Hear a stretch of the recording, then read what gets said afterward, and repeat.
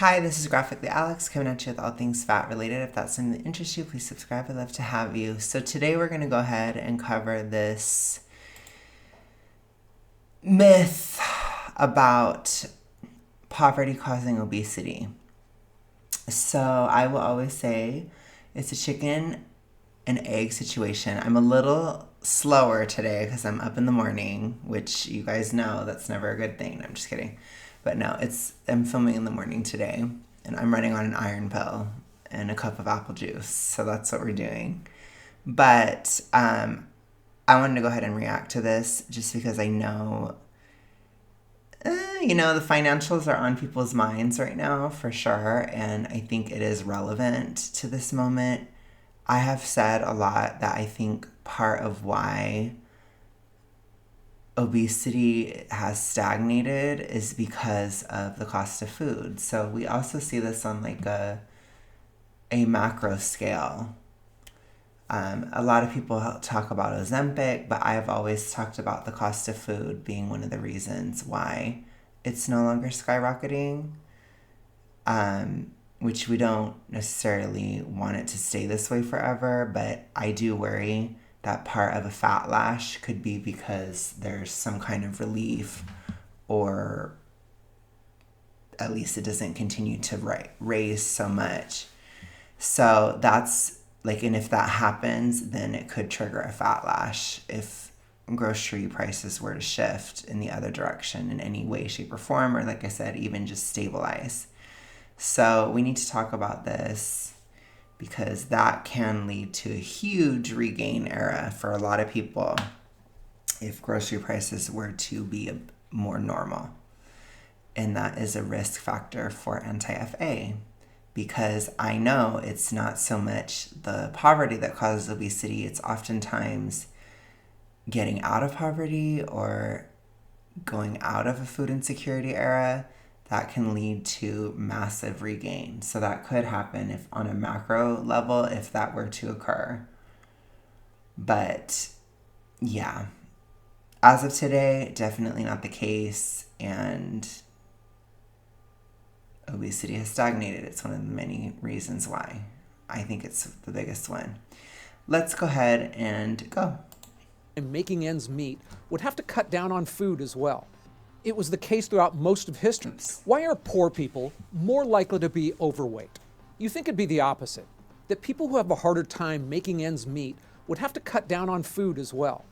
It was the case throughout most of history, and for many parts of the world it still is, but not in America or other wealthy countries.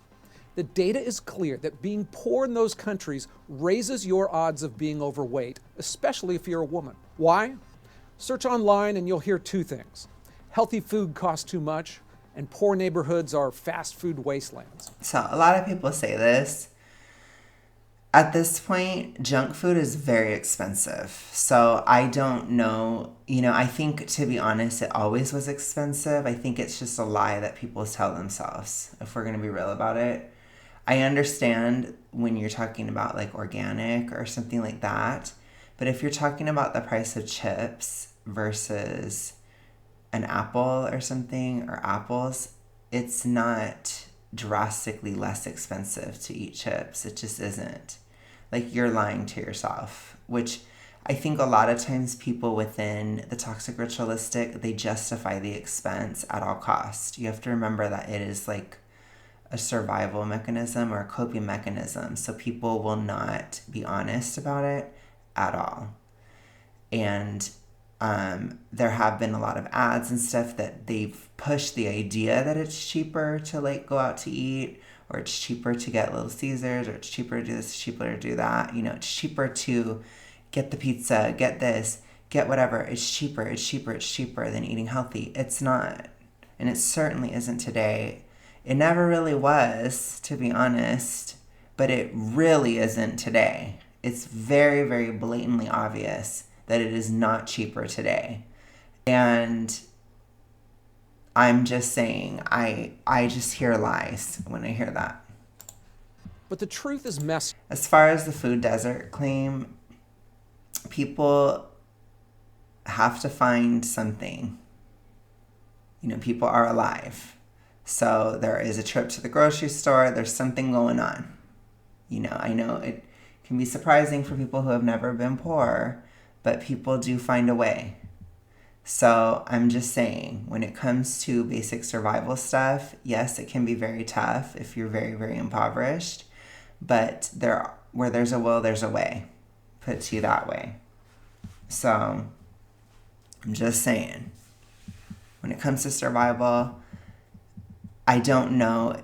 I don't personally believe that there's anybody that is living off of a gas station completely, unless if they're like homeless or something like that, which maybe in that case, but again, it would be very hard to gain a huge amount of weight being homeless. It just would.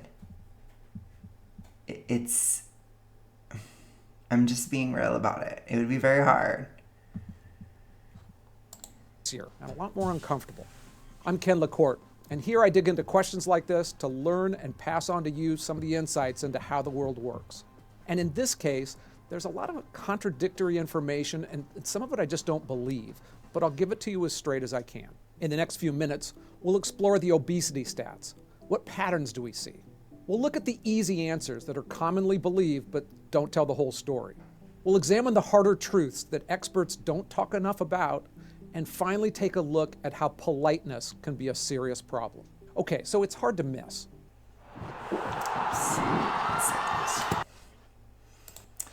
Okay, I just want to say this too, because I've been getting comments about it a lot. I'm not going to get premium right now. It's very rude to tell somebody what to buy with their money. Just stop telling me to. I will get it when I can, when I want to, etc. It is my decision. So stop. It's very rude to tell somebody to buy something, especially at a time like this. So that's just a little bit of a scold on some of you guys that need to stop being rude. We'll examine the harder truths that experts don't talk enough about, and finally take a look at how politeness can be a serious problem. Okay, so it's hard to miss.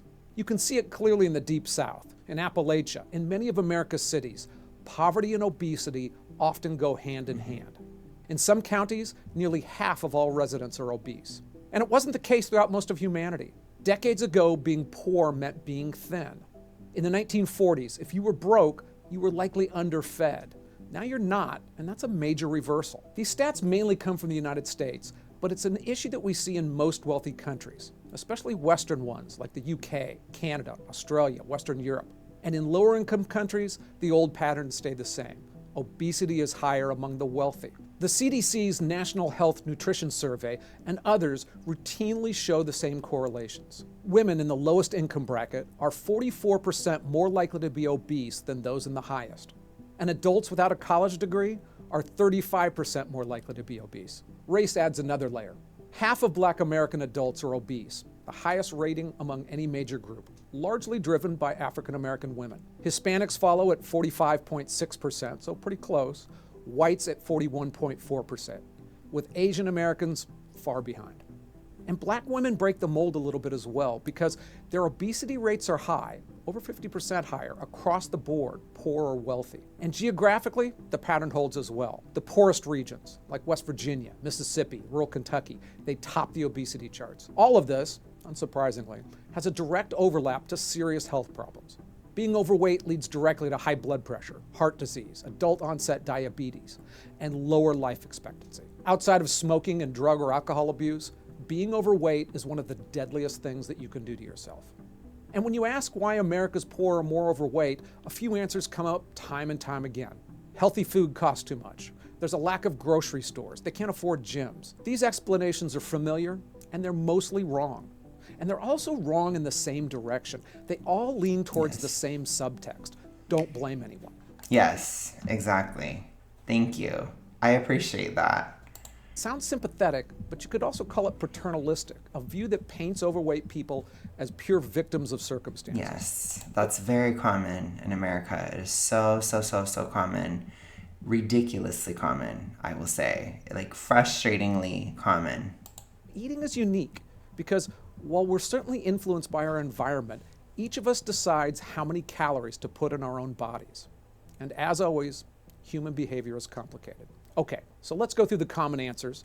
The first, healthy food is too expensive. There's an element of truth to this, but only if you measure cost per calorie. A dollar buys more calories of cookies than it does of broccoli. But that's not the full story because it doesn't reflect how people eat. You don't buy a meal based on its calories. You buy based on how filling and satisfying it feels. And plenty of healthy foods are cheap. So I buy most of my food from Target, right near San Francisco. So a cheap store in a very expensive region. For me, frozen chicken breasts are about $2 a piece, an extra dollar or so for a fish like salmon. I can add in fresh veggies for under $2 and a carb like brown rice for like 15 cents more. All of that combined. Rice is pretty cheap still, like compared to chips, for example. It's cheaper, if we're going to be real about it, it is cheaper. And if you get into like canned fruits and vegetables and things like that, it's cheaper. Like I've had to build up my iron a lot. I've been really focused on iron. I can't afford to buy tons of beef every single day. So I've gotten clams, for example, which they're canned clams. It's cheaper. It's not like dirt cheap. It does cost more to eat a more iron-rich diet. I will say it does, but it is It is worth the investment for me. Even if it means I'm not getting YouTube Premium right now, I'm gonna buy the fucking iron because I have my priorities straight, which is really important when you're looking at your spending habits and what you have and these types of things. You need to prioritize as well, which people don't ever talk about that either.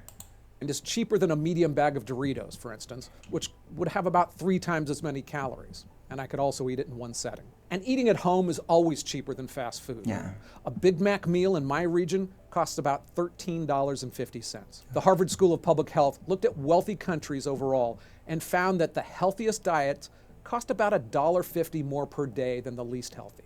Now, that's not an insignificant for a family on the edge, Right. but it's a mistake to think that if I limited your money, somehow you'd be guided into heavily processed foods or sugary drinks. Yeah, it's just not drastic enough of a difference unless if we're talking like, again, you are homeless levels, which in that situation, yeah, it would be difficult to get on a diet plan and you know what I mean? But there's a lot of other issues you're going to have in that situation and you're probably not going to be watching this video, or maybe you are, I don't know, but you get what I'm saying. It's not, there is a gradient even within poverty, which a lot of people don't talk about that either. And ironically, the government is helping subsidize junk food. In the United States, 42 million people are on SNAP, the Supplemental Nutrition Assistance Program. That's 12% of the population. Now, you can't buy alcohol or deodorant with it, but you can buy candy and soft drinks and chips. And as it turns I think that might be starting to change, so I guess we'll see what happens. About 23% of that money is spent on that kind of junk food. Now, there are proposals to stop it, but the makers of candy and soft drinks, they spend millions of dollars lobbying politicians to keep those products eligible for welfare money. So we'll see what happens. There's also blame pointed at food deserts, which means some people live far from a full-blown grocery store and closer to a quickie mart. But when researchers looked at what happens when a new grocery store opens up in a food desert, the answer is not much. A study in Philadelphia found that adding a supermarket didn't change people's weight or improve their diets. People just don't start eating vegetables because they were closer to them.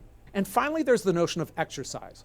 Some say that lower income people struggle because they can't afford a gym or their neighborhoods are less walkable and have fewer parks. That falls apart on a few levels, but mainly because you just can't outrun a fork.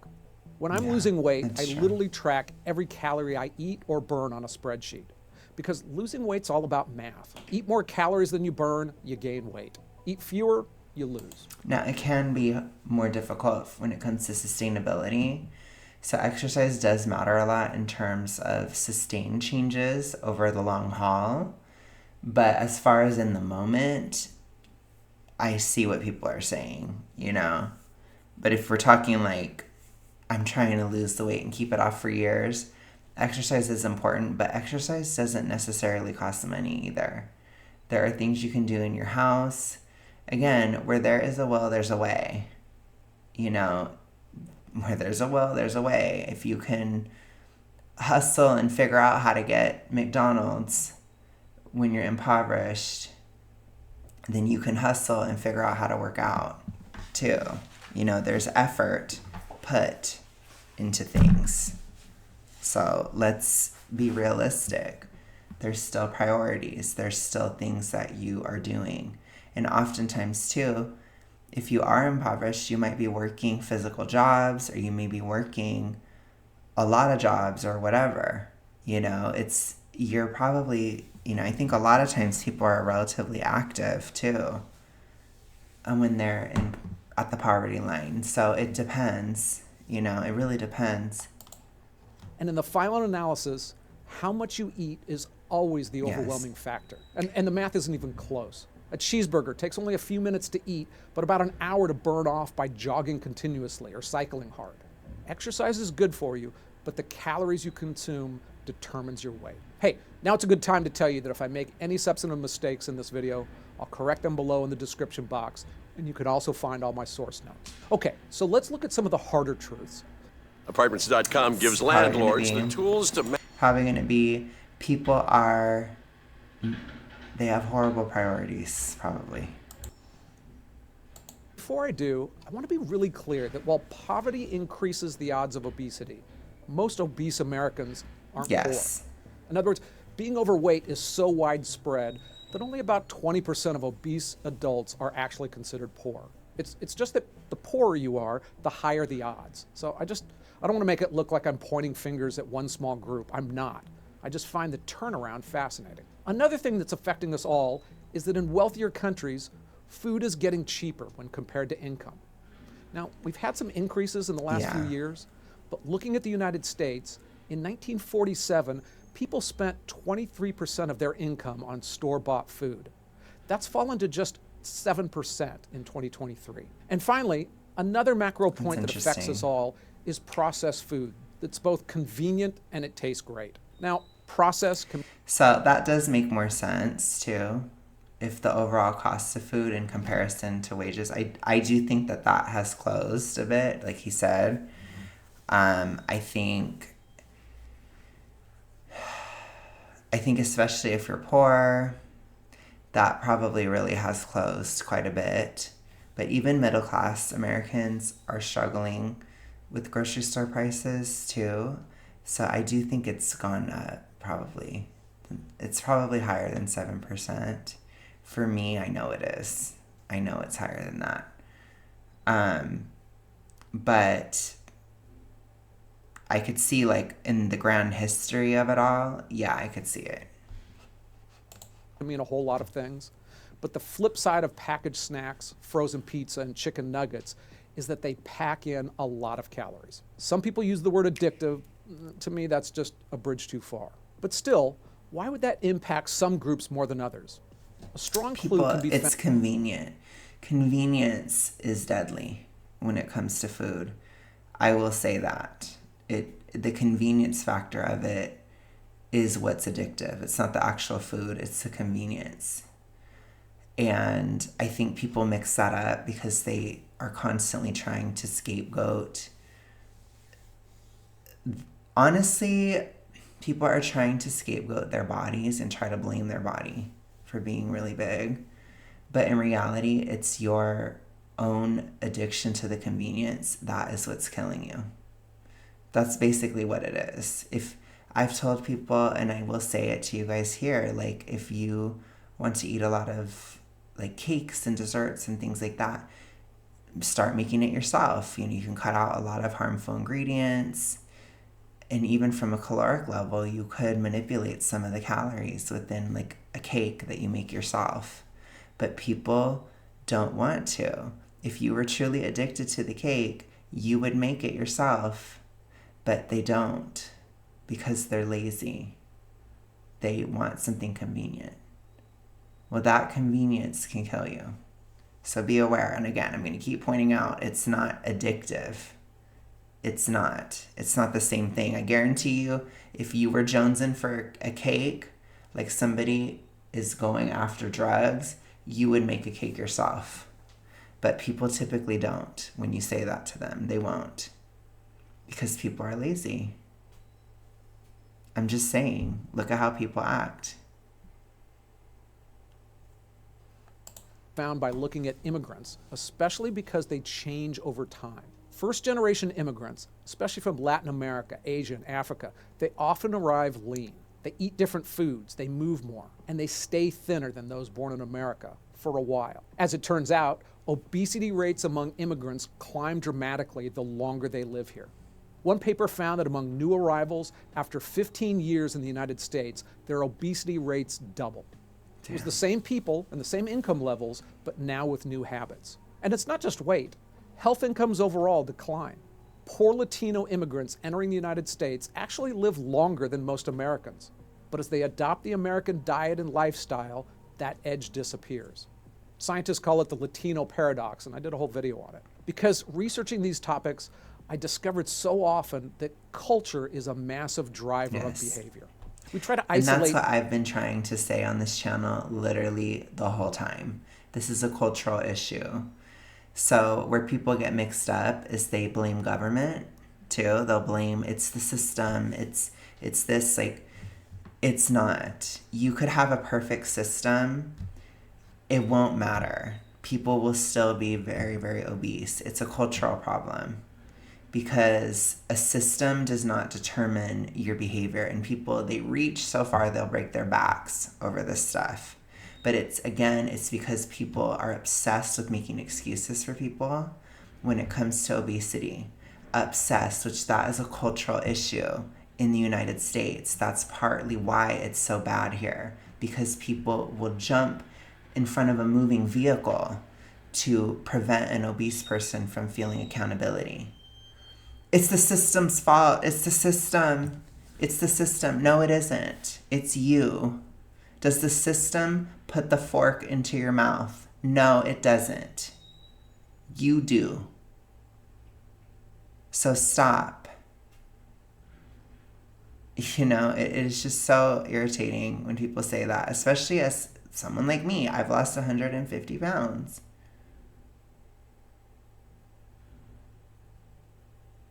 Did the system drastically change throughout 2022 to now? No, it didn't. If anything, it got worse. It got harder. I still did it. People can do it. And I was impoverished. I was in poverty in 2022 and 3. I basically still was in 2024 as well. But I was like a little bit above, but like I told you guys, I had tons of expenses, so it ended up not being the same as far as food. I've told you guys, I've been very honest on here and said, in a lot of ways, at certain points in the journey, I've had to be in a caloric deficit for fiscal reasons, as well as, you know, every other reason I had. That was one of the drives. I needed to save money. Because it's very difficult when you're very poor. It's very hard to just make all your ends meet. And I didn't live off of credit cards or anything, so I just had to be broke. And I was broke. And the way that I made up the differences of the increase in cost of living is I ate less. If I didn't, it wouldn't have been possible. I wouldn't have made it. I wouldn't have been able to continue this work. It was very hard, you know, but it showed me that poverty does not cause obesity and it cannot prevent you from getting out of it. It's not true. So it is difficult. It is, but it's difficult to be in poverty regardless. So it's one of those things. It's kind of just like a separate issue, but it was very hard. But again, a caloric deficit helped me. It helped me make ends meet. So you have to think about what is the cultural belief around this. And how is that influencing most people, which, as he said, according to his stats, only 20% of people that are impoverished, or, 20% of obese people are impoverished. That leaves 80% that aren't. 80. You know, and I wouldn't consider myself impoverished now. I just don't have a lot of money, you know, at all. And I have to pay a lot of stuff. Like I have debt and stuff like that. Like my dentist and things like that. But I can actually pay it, which is why I don't consider myself impoverished anymore, because I can, even if it's on a budget and stuff like that, which, yeah, because I have a little bit more than I can, and luckily I can invest in more iron-rich foods and this type of stuff, which I make that decision to. I don't buy Labubu because I have a little bit more money. I buy iron. I have priorities. But for people that are impoverished and then they get more money, that is a huge trigger of the toxic ritualistic. And it's very important to keep that in mind. If you have this issue, it will challenge you if you do get out of poverty. And then people will slip back into poverty because then they spend so much money on food. And then you can kind of waffle a lot within the toxic ritualistic, which he's not going to talk about that, I don't think. He's looking at it more on a societal level, but I will break it down in terms of how it happens in the individual. Because your health gets worse, you can't work as much, you can't do as much, then your money goes down, and then all your extra money goes towards food. So then you're living impoverished, but you're technically not, because you're spending so much on food, because you're believing that it's so much cheaper to eat that food than to eat healthier, even though you're like basically bankrupting yourself to binge. There's so much. And then you have the general person jumping in front of a moving vehicle to prevent a fat person from taking accountability in American culture. And it is ridiculous to me. It's like, just stop. Just stop. Don't defend somebody. It's not defensible. It is not defensible to be obese. It's not. There's a difference between shaming how somebody looks and not defending obesity. You don't have to be nasty, but you don't need to defend, and you don't need to shield somebody from accountability. That isn't loving at all when it comes to this issue. It just isn't. Individual causes, but it's rarely one or two individual factors. It's an interwoven fabric of how people live, how their parents lived. And it's impossible not to notice that in many communities, especially down south and some minority communities, being overweight is normal. It's often preferred. My son moved from California to Tennessee, and he clearly noticed the cultural differences.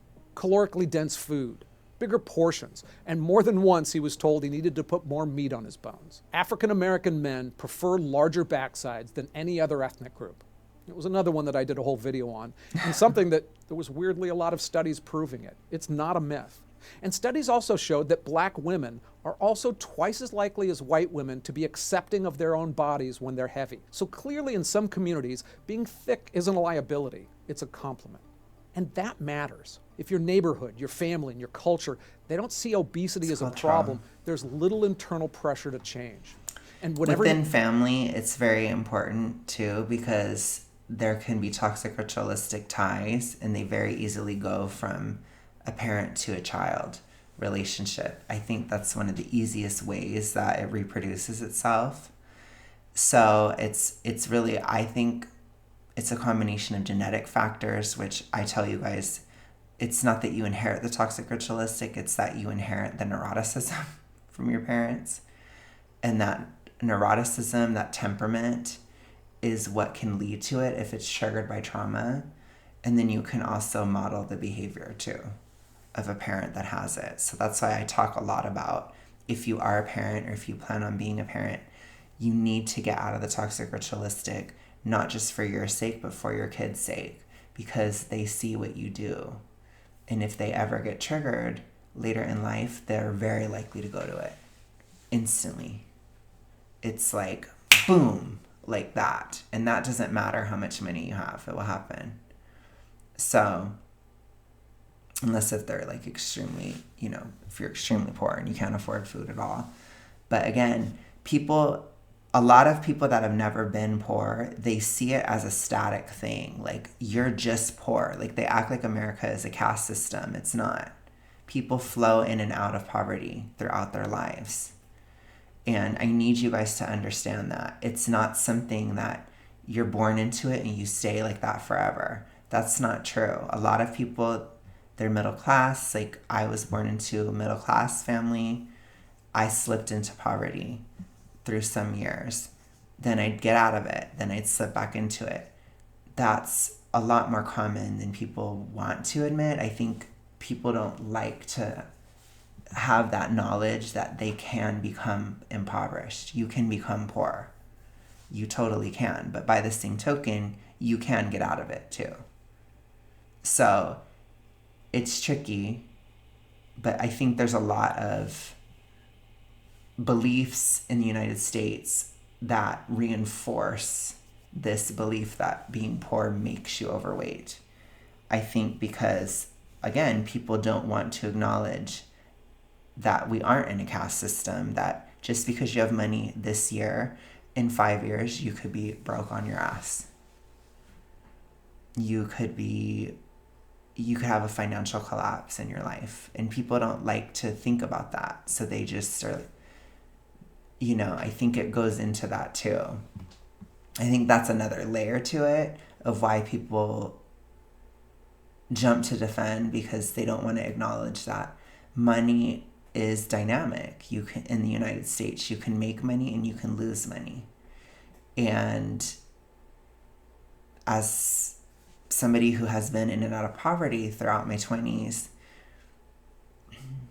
and to a certain extent my 30s, I am very aware of that. I'm very aware that getting out of poverty is a huge trigger of the toxic ritualistic. It's huge. It is a major reason why people gain tons of weight. Because if you go through a period of food insecurity, which I have had eras like that, I never wasn't able to get the food, but there were times where I didn't know where it was going to come from, if that makes any sense. And that's enough, but I still made it happen, if that makes sense. But it's very stressful when you're in that situation. And obviously I just had to cut down on literally everything else, basically. Everything else. But I'm just saying that as I've gotten out of it again, I'm relieved, and I'm also relieved that I don't have the drive to go back, because I still see it as a prudent, wise financial decision to be responsible with what I'm choosing to eat, even though it does technically cost more at this time, because I'm focusing on iron-rich foods, which do cost more. But that's a very specific thing that I'm talking about. And if I were eating those iron-rich foods and I wasn't in a deficit, I may not be able to afford it. But because I am, I technically can. So it's up to you. People need to be responsible with what they do.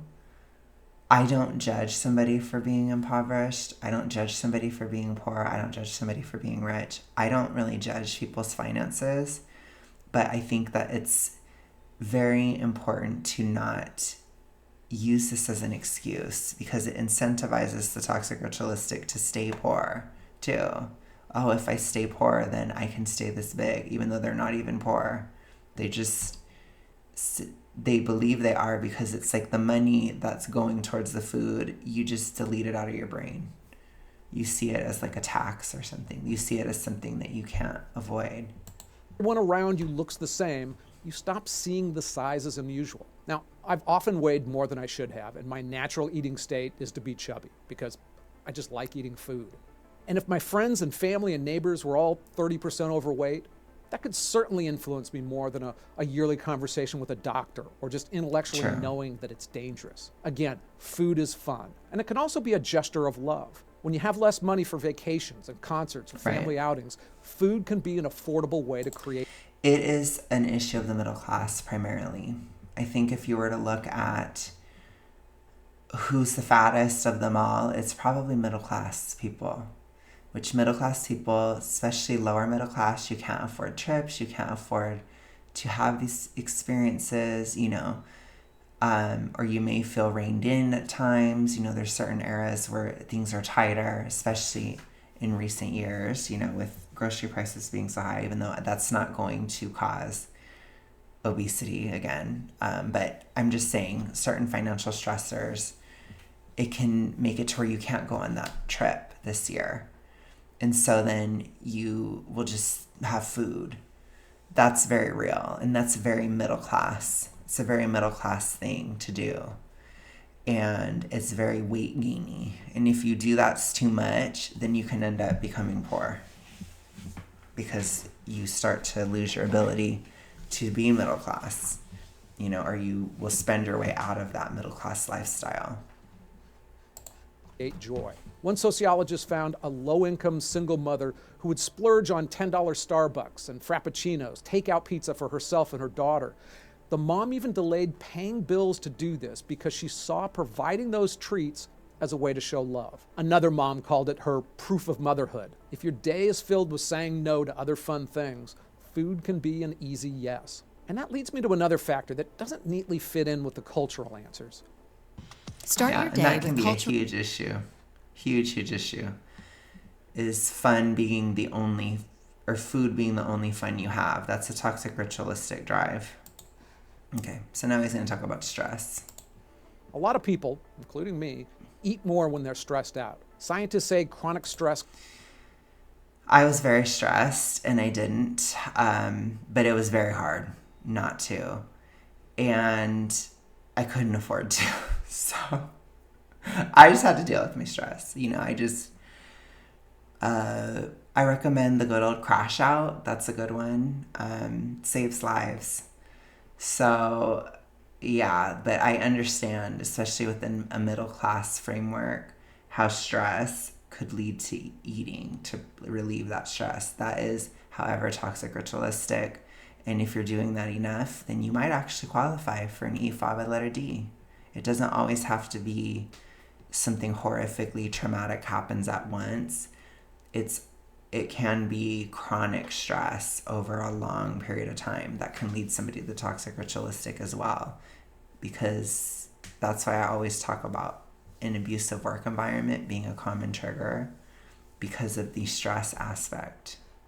Can also change your metabolism as well. And studies consistently show that people living paycheck to paycheck have overall higher levels of stress. So it can definitely be a pattern and a problem. And for those wanting to lose weight, if you eat more when you're stressed and stress more when you're overweight, that's a vicious cycle.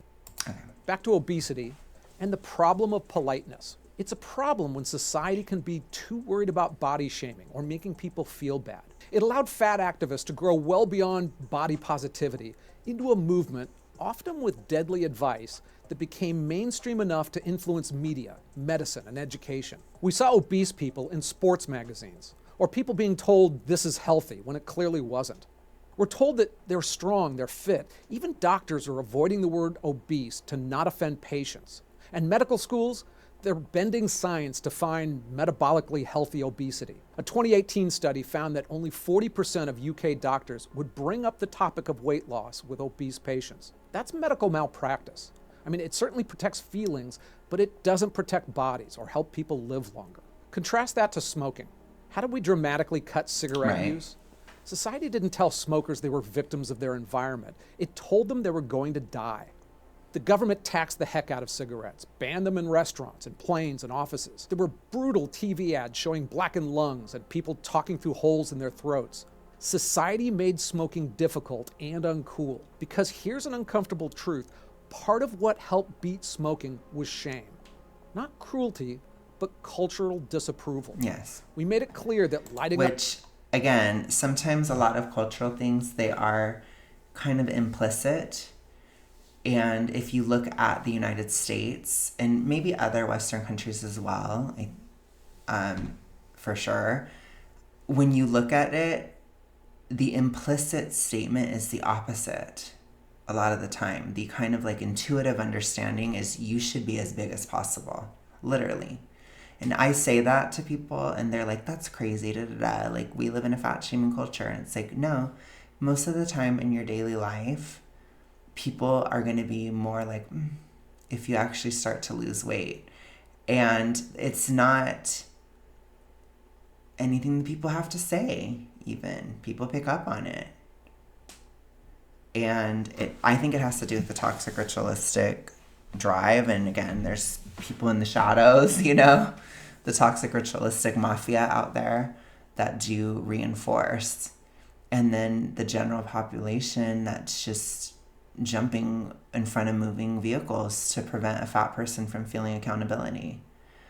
That is, in a sense, that is also reinforcement too. And people have a really hard time with that. And it's like the only way that they can criticize it is to just shame somebody or say they look like shit or something like that. But that's not necessary or effective. And there are a lot of ways to culturally enforce not being obese, which a lot of it is not stated directly. It's, okay. It's like, well, I'm going to eat this again. I'm going to do this. And it's like, okay, I've gained so much weight. It's that kind of thing. I just don't know. It's like, well, it's you. It's your choices, though. You're choosing it. If we started telling people they're choosing it, think about that. Think about I can feel the cultural, behind that. Gotta get over it. Get over it. Up around other people was selfish and dangerous to everyone. That stigma helped people quit. But with obesity, we do the opposite. We bend over backwards, literally the opposite. Hurting one's feelings. Yes. And public health messaging is soft, polite. Even if we went to just neutrality completely, that would be better than where we're at now. Right now, it's literally like, you should be big. You should be. Of course you should be. That's how it is right now. Often vague. They're simply too afraid. The amount of scandalousness I felt getting to a small fat level, so getting towards the end of morbid obesity, was ridiculous. And that was a general public moment because it had become so rare to see a super morbidly obese person actually lose weight that when I did, it created a scandalousness that if I didn't have the drive or the grit or the integrity to continue, I absolutely would have relapsed during that time because it was wild. It was crazy. And it's everyone at once. And people don't understand that because they're like, oh, it's just online. No, it wasn't. It was in person too. It was even in public at the time. I'm thinking a lot about last August. It was really, really weird. And it's because people are like, there's a shocking aspect. That is very discouraging to downsizing. I can't even say the words on YouTube. And you're telling me that we don't have an issue with cultural enforcement. We do. People are so incredibly paranoid.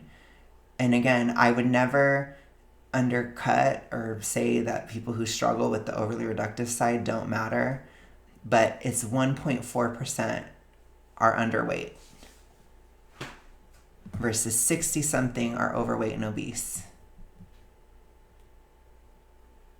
So as much as I care for that 1.4%, we do need to look at the 60-something percent. We are losing the forest for the trees here. To say that obesity is harming people and it's shortening their lives. So, why are poor people more likely to be overweight? It likely has a lot more to do with culture than money, although a lot of other factors like stress and environment certainly play a role too. Like almost all of the topics I research here, there's no simple, easy answer because it's the choices that people make. It all goes back to choices.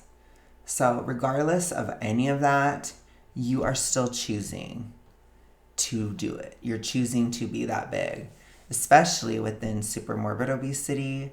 It is so much of a choice. When it comes to I've always said, and people get angry if I say this too, but it is not always practical to have abs. It's not always practical to be an athlete. But there's a huge difference between being an athlete and being obese. And you don't need to be obese. Even if you don't have a lot of time, you don't need to be obese. You don't. Just stop. Like, just stop sitting here. You're making excuses. You just are. You know, I have struggled the whole time I've lost financially. I had to do 2 jobs last year. I have been incredibly overwhelmed through so much of this journey, and it actually probably helped, if we're going to be real about it. If you actually break that coping mechanism of eating due to stress, it probably helped, because you're burning more calories. The more you're thinking, the more you're doing, you're working 2 jobs, you're doing all this stuff. It keeps you busy. And it's harder to stay huge if you're very busy. It's just harder. I'm going to be honest about it. Strands of behavior are interwoven into our lives. They're beliefs, behaviors, and values that are passed down from generation to generation, True. And they're not easily And toxic ritualistic. changed. So I touched on a video I produced about the fat acceptance movement, and it kind of pissed me off. I mean, not really at the activists, many of whom were simply destructive and delusional, but at the academics and the media and the medical establishment that quite literally killed people with kindness. Okay, guys, I think we're going to go ahead and leave it here. Thank you guys so much for watching this. Let me know what you think, and I can disagree with you. No, I'm just kidding. I'm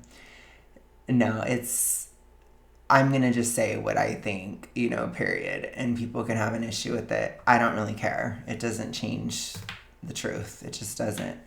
But I will talk to you guys another day. Thank you guys so much. See you soon. Bye.